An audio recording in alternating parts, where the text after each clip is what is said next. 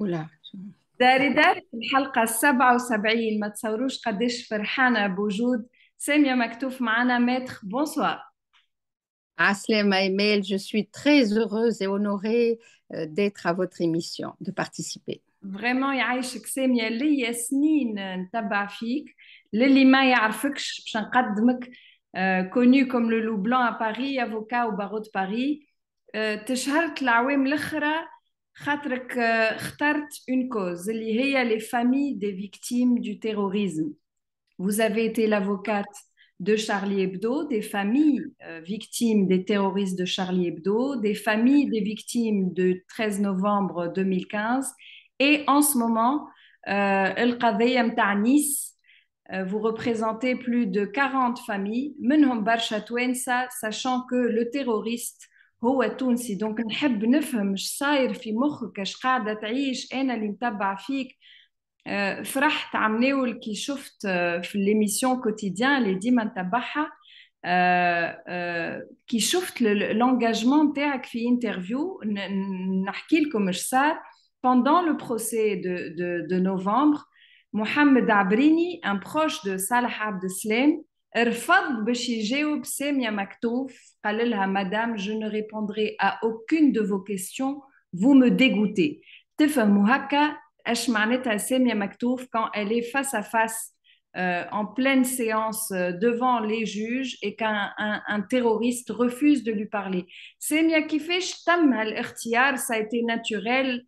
اش قاعدة تعيش؟ حكينا البارح vraiment au-delà de l'avocate, c'est la personne qui ne peut être qu'affectée par tout ce qu'elle voit et tout ce qu'elle entend. Écoutez, vous savez, une avocate, c'est d'abord une femme en ce qui me concerne, c'est un être humain, c'est une personne qui est dans la société, j'ai une famille, j'ai des proches, donc c'est tout ça. C'est tout ça. Vous avez parlé tout à l'heure, juste pour apporter, si vous permettez, une rectification, c'est le procès de Charlie Hebdo et de l'hypercachère où je représente dans le cadre de l'attentat terroriste de l'hypercachère Lassana Bathily, qui est devenu depuis un héros, puisque ce jeune musulman malien a protégé un certain nombre de clients de confession juive qui se trouvaient dans ce magasin juif. Et bien entendu, il a été pris pour un complice. Il a fallu qu'on vienne, que les amis et les collègues viennent dire, mais attendez, c'est un salarié de l'hypercachère, donc vous voyez, cette opposition est toute ma vie, Il y a même tout eu une mon engagement. anecdote. Il y a une anecdote سامية قلت لي كيفاش en pleine cour حكيت لهم كي خرج يجري من l'hyper caché. Le terroriste était noir, donc il y a eu une confusion. Il est malien, ils viennent du même village d'ailleurs, c'est incroyable. رميوه في القاع, ils l'ont menotté وقالوا له vous êtes combien؟ هو قال on est 20. احكي انت الحكايه، يحكي على Oui, les alors ils sont tous les deux maliens. Lassana Bathily qui se trouvait au sous-sol, il a pris la décision de prendre le mont de charge. C'était très très grave puisque ça a attiré, la sonorité a attiré l'attention du terroriste, mais c'était le seul moyen pour sortir parce qu'on se souvient à l'époque, la police, les forces de l'ordre n'avaient aucune information sur ce qui se passait puisque tout a été fermé. Et donc, Lassana Bathily a décidé de sortir et quand il est sorti, il s'attendait à cela, bien entendu. Il a été menotté, mis au sol et resté pendant 1 heure, le temps qu'on vérifie son identité. Et c'est grâce à lui et grâce à la coopération, puisqu'il a permis de donner des clés pour qu'on puisse rentrer au premier étage, là où se trouvait le terroriste, et mettre fin à sa cavale terroriste et libérer les otages qui étaient là. Et donc, lorsqu'il a été arrêté, on lui a dit, mais combien êtes-vous? Il dit, nous sommes 20. Il dit, 20 terroristes? Il a dit, non, nous sommes 20 otages. Et, et voilà, donc c'est toute l'ambiguïté. Je disais tout à l'heure que cette ambiguïté, c'est ce qui motive et qui donne sens à mon engagement. Lassana Bathily, qui est malien, musulman, du même village que Hamadi Koulibaly, ils avaient pratiquement le même âge, à 1 année près. Il y en a un qui avait essayer de tuer des personnes pour le plaisir de tuer et semer la terreur. Et il y en a un autre qui a dit, j'ai sauvé des êtres humains, je n'ai pas sauvé des juifs, des chrétiens ou des musulmans, c'est des êtres humains que j'ai sauvés. Et c'est tout cet engagement qui force le respect auprès de ces personnes-là. Alors, cette question de قتلت مسلم ولا مسيحي, l'ennemi ولا le frère, قديش من مرة ترجع dans votre parcours? Je repense à la maman de Imed Ibn Ziyad, Latifa Ibn Ziyad, donc la première victime de Mohamed Merah. Euh, Elle dit, moi, je suis allée dans des endroits وين الصغار معناتها عرب مسلمين يصفقوا على محمد مرح ونزان صحيتك وغزرت لهم في عينيهم قالت لهم قتل لي ولدي تقلبوا ولاو يقلبوا في السماح معناتها سي pour montrer l'absurdité ولا كيف كيف la première victime de Nice مسلمة mais on ne précise pas مسلم وإلا c'est quand on est dans le respect de la vie humaine ما يهمناش لا في الدين لا في معناتها l'horreur n'a pas de visage pas de religion. C'est un être humain qu'on a en face, c'est un être humain qui, par sa différence, nous enrichit. Et c'est ce que je souhaiterais que ça soit de plus en plus enseigné dans toutes nos écoles. Et je crois même qu'il ne faut pas attendre d'aller dans les écoles. Il faut que ça soit enseigné dans nos foyers, parce que la première école, c'est les foyers. J'ai envie de dire, c'est presque un peu trop tard quand c'est à l'école. Pour revenir au procès de Mera, un des plus grands procès terroristes où j'ai eu à assister un militaire français de confession musulmane, marocain, Ibn Zieten, le fils de cette femme, Latif Ibn Zieten, qui s'est engagé. D'ailleurs, un de ses slogans, c'est de dire je vais venir en aide à tous ceux qui sont à l'origine de ma souffrance et de ma douleur. En fait, pour revenir à l'éducation, vous savez, le frère parce que Mohamed Merah a été abattu par la police et son frère Abdelkader Merah qui a été jugé et condamné pour complicité, eh bien, il disait que dans nos foyers, j'entendais les mots sale juif, sale ceci, sale cela, bouffe chrétien. Vous voyez, et tout ça, ça forge plus tard l'état d'esprit. Parce que ce que je dis sur ces sociétés musulmanes, c'est très certainement dit de l'autre côté. Ça l'arabe, le début et le... On J'écoute, a été j'écoute. coupé, je crois. Tout va bien, j'ai Ouais. récupéré. Lorsque en fait, je parle de société, peu importe sa coloration, sa confession, et c'est ça le travail que nous devons faire depuis la toute petite cellule familiale pour qu'on ne dise pas sale arabe, sale noir, sale juif, sale je ne sais pas quoi. Et j'ai l'impression que le terme les, LES, c'est le début du racisme, c'est le début de l'exclusion de l'autre. Et moi, je vois dans tous ces procès que je suis, je vois que malheureusement, il y a un engagement qui doit être pris et des leçons qui doivent être tirées pour éviter qu'on tue pour tuer. Alors justement, Semia, je voudrais qu'on parle un peu de vos origines, justement, de cette famille incroyable qui a engendré un parcours comme le vôtre. تونسية عادية تولدت وكبرت في تونس ما مشيت لفرنسا كان عام 85 pour étudier le droit. كل 10 سنين تبارك الله une immense étape. عام 95 assermenté au barreau de Paris. عام 2005 حليت الكابيني متاعك. عملت عام 2015 نعرف اللي عام 2014 vous avez été assermenté au tribunal international de La Haye. Bref, un parcours absolument incroyable et passionnant. الطفلة الصغيرة كانت تحلم بحياة كيما هذه ولا vraiment les choses se sont enchaînées بطبيعتهم؟ Écoutez, moi je pense avoir réalisé un rêve qui est celui que j'ai dessiné toute petite et je le voyais se construire autour de moi. Il s'est construit parce que j'avais la force, la conviction. j'ai forcé des portes parce qu'il faut forcer les portes, sinon les portes ne s'ouvrent pas automatiquement. Et puis, vous savez, je suis une fille de Bourguiba, je suis Bent Bab el Khadra, Bent Nahj el Besha. أخيرا ما قريتش في نسمعك تحكي الميسيون. بالعربي، أعطيني شوية عربي. بنت نهج الباشا اول مكتب تكون لتعليم الفتاه. ما قريتش في الميسيون في كارتاج présidentiel.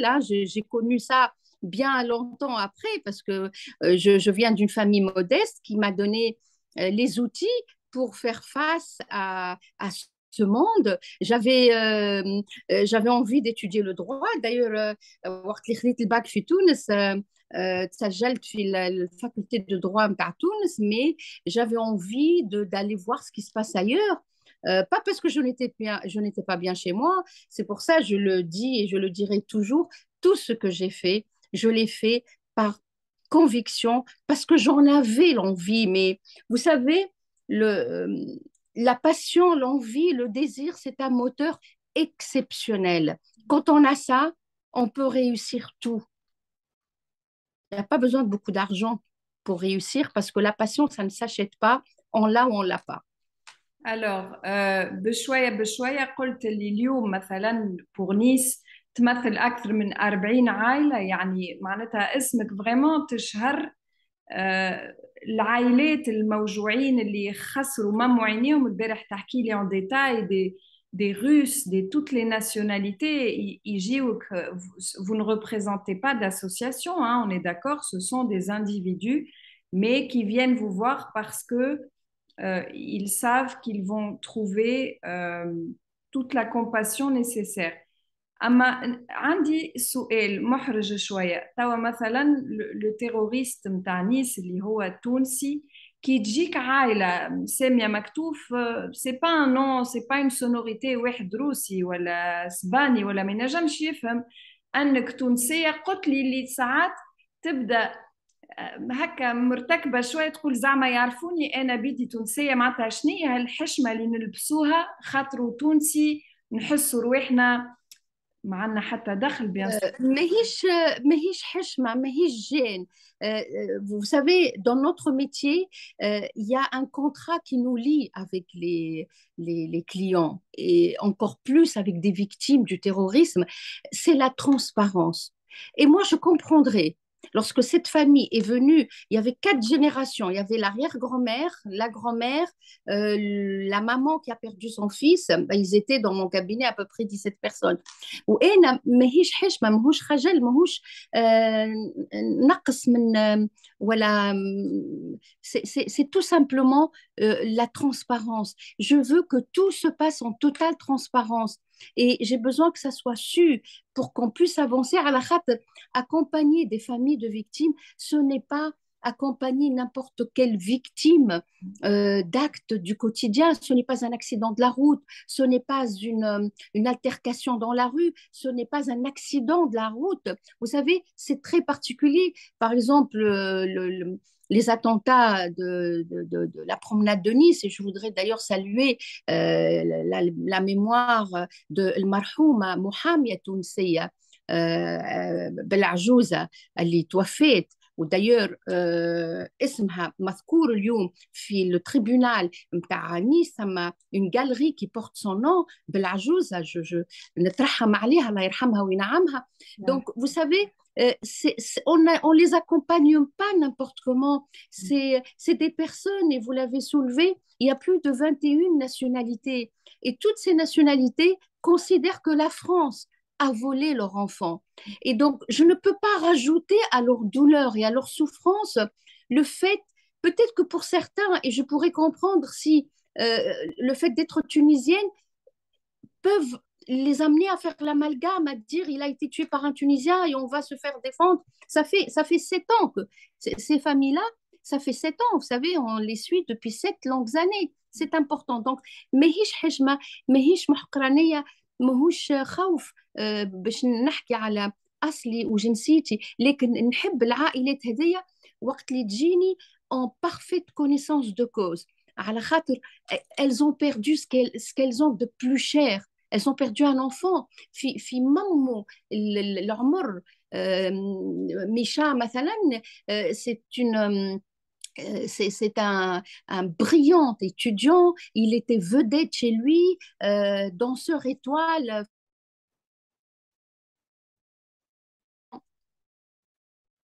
Ok, c'est un danseur étoile, eh?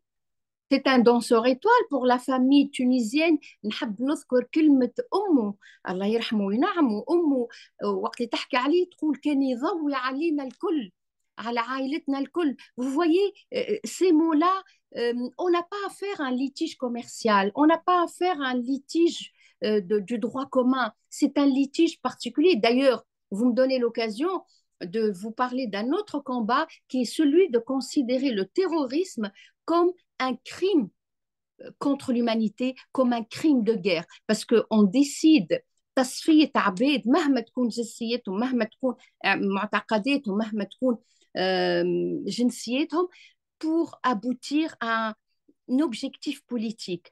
Et c'est pour ça, c'est un, c'est des procès dont la procédure doit absolument non pas appliquer les règles du droit positif français, mais des règles d'un droit spécifique qui est celui des crimes contre l'humanité et crimes de guerre. Je vais arrêter les termes techniques.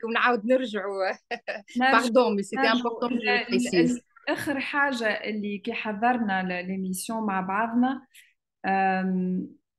ديما تقولي أنا قبل ما نكون محامية أنا امرأة أنا عبد لحم ودم. Quand on enchaîne des procès aussi douloureux, on a accès à des pièces confidentielles اللي هما مثلا les vidéos. نتصور شفت حاجات سامية ما تنجمش تنساهم، معناتها ما تنجمش تروح للدار وتعمل مريتهم. Jamais de la vie, jamais de la vie. Vous savez, pour parler des attentats de la promenade de Nice, les 4 minutes et quelques, c'est l'horreur. C'est vraiment l'horreur. Je pense que c'est important. On est obligé, à un procès de cour d'assises spécialement composé, juge les faits. Et la vidéo fait partie des faits que la Cour doit observer pour pouvoir juger les accusés. Bon, bien sûr, Chauffet le camion fou, comment il a écrasé des êtres humains, comment il a été arrêté du fait de l'entassement de ses corps. Ce n'est pas parce que la police a fini par arrêter en tirant dans les pneus et dans les parois. C'est parce que les corps humains entassés ont empêché le camion d'évoluer. Il y a des témoignages de familles, mais horribles, qui expliquent qu'à un moment donné, ils ne pouvaient attraper que la main, le corps était de l'autre côté. Donc, tout ça, pourquoi j'en parle? C'est parce qu'il faut nommer les choses. Nommer les choses, c'est dire que c'est du terrorisme. Nommer les choses, c'est dire que c'est horrible et qu'on ne le souhaite à personne, pas à notre pire ennemi. Au Bataclan, par exemple, et au Stade de France, et particulièrement au Bataclan, alors que des personnes allaient assister à un concert de musique. Il y a des témoignages terribles de victimes qui n'osaient pas au début parler et expliquer qu'ils ne doivent leur vie que grâce au corps de dépouilles qui étaient à côté, et ils ont dû se protéger en faisant un barrage avec des corps sans vie. Et donc, c'est là où on voit comment les morts ont sauvé les vivants. Et c'est à la fois terrible, et vous savez, on ne s'habitue pas à l'horreur. J'ai vu toutes les vidéos, on ne s'habitue pas, je vous dirais même pire, on est beaucoup plus vulnérable. Là, pour Nice, c'était une souffrance de voir ces vidéos et de penser à ces jeunes enfants parce que le camion, à un moment donné, a foncé vers un endroit où on vendait vous voyez, la barbara. Et c'était une quinzaine d'enfants de moins de 10 ans qui sont morts, mais écrasés. On n'a même pas pu remettre l'ensemble des corps à leur famille. Pardon de parler cru comme ça, mais le terrorisme, c'est ça. On ne peut pas l'emballer et on ne peut pas essayer d'en faire quelque chose de soft, de propre. Le terrorisme, c'est sale. Le terrorisme, c'est horrible. Ça vous prend tout ce que vous avez de plus cher. تقول لي لو تيروريزم ماهوش ورانا سامية. شفت une interview عطيتها الجمعة اللي فاتت à une grande radio française. Ils sont encore parmi nous, le danger est permanent, il faut être vigilant. Et l'entourage de ces terroristes, كل عنده دور مهم برشا. ما تنجمش تسمع أخوك ولا أبوك ولا ولد عمك يقول باش نذبح وباش نعمل وتسكت. Bien sûr, et le meilleur exemple, c'est l'exemple de Sonia, celle qui a permis à la police française, alors que au plus haut rang de l'État français, on pensait que celui qui a ordonné les attentats du Bataclan était en Syrie, alors qu'il était sous nos yeux à Paris. Et c'est grâce à Sonia, c'est un nom d'emprunt, qui est allée et qui a dû batailler pour qu'on la croie. Et à un moment donné, elle en avait marre parce qu'elle a appelé le numéro dédié, elle s'est rendue à 3 reprises et à un moment donné, elle en avait marre. Elle a dit, écoutez, c'est pas parce qu'il porte des baskets oranges que ce n'est pas un terroriste. Et c'est là où on me dit, ah, venez, qu'est-ce que vous venez de dire? Comment savez-vous? Parce que seul le chef de l'État et le ministre de l'Intérieur de l'époque savaient que Abaoud portait des chaussures oranges et ils l'ont vu dans une caméra empruntant le métro. Et cette femme-là, aujourd'hui, elle bénéficie d'une loi qui a été votée spécialement pour elle. Elle a perdu toute sa vie. Elle ne peut plus voter son identité. On a dû changer son identité et cette femme a pris le risque de perdre sa vie pour éviter que 2 autres attentats, notamment à la défense, soient commis. Donc oui, je suis pas de nature pessimiste, mais je suis réaliste. Malheureusement, je considère que nous n'avons pas suffisamment tiré des leçons de l'ensemble de ces procès qui se tiennent depuis 5 ans. Je trouve que malheureusement, le risque zéro n'existe pas et la vigilance, elle doit être au quotidien parce qu'il y a des terroristes qui peuvent emprunter le même bus que nous, on peut les voir, ça peut être un voisin, vous savez, ça peut être n'importe qui, d'autant qu'aujourd'hui, التيروريزم يتأقلم مع القانون يتأقلم مع حياتنا. Vous savez, un terroriste connaît, j'ai presque envie de dire mieux que moi, le code de procédure pénale. C'est des gens qui ont une formation particulière et même si aujourd'hui, ils n'ont plus de lien avec la Syrie, ils vont plus en Égypte pour apprendre la langue arabe, ils ne s'entraînent pas au maniement des armes, mais aujourd'hui, les enseignements qu'ils reçoivent, c'est faire le maximum de dégâts, même avec une lame, avec n'importe quel objet à leur disposition. C'est pour ça il est dangereux, le terrorisme, parce qu'on ne le voit pas venir. Alors que nos sociétés doivent se donner les moyens pour l'éducation, pour l'émancipation de la femme. J'ai envie de dire un mot sur l'émancipation de la femme, sur la bataille de la femme iranienne aujourd'hui, qui donnent de leur vie, sur celui des femmes afghanes aussi, dire un mot de détresse sur la décision qui vient d'être rendue par la Cour fédérale américaine qui interdit à la femme de disposer de son corps puisque l'avortement est un délit, il est interdit d'avorter. Moi, je pense au procès de Bobigny, de Gisèle Halimi, la grande Gisèle Halimi.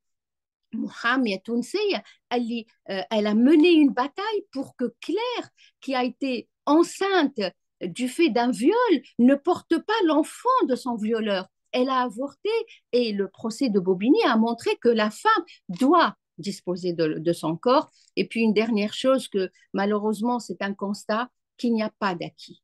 Il n'y a jamais d'acquis pour la femme tunisienne et pour tout le monde, pour toutes les femmes. Vous savez, quand le visionnaire Habib Bourguiba a fait voter le statut le statut personnel, on a pensé, sincèrement, je faisais partie des personnes et nous avons été nombreux à considérer que plus rien ne pourrait nous attaquer, ne se prendre à nos droits, nous les femmes, alors qu'en fait, en 2014, on a tenté de faire voter une loi pour que la femme soit considérée comme un complément de l'homme. Mais malheureusement, ce n'est pas passé parce que je fais confiance à la ténacité des femmes tunisiennes et à l'éveil de la femme tunisienne.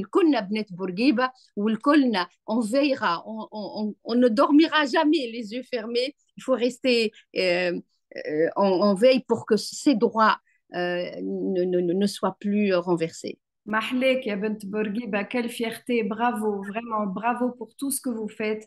D'accord, Semia Maktouf, avocate au barreau de Paris. Vous êtes actuellement également advice counselor au tribunal de La Haye, premier procès pour crime contre l'humanité, le Berh Barka Kontradi, le procès de Nice. Vous êtes sur plusieurs fronts. Taoun fi barcha abed.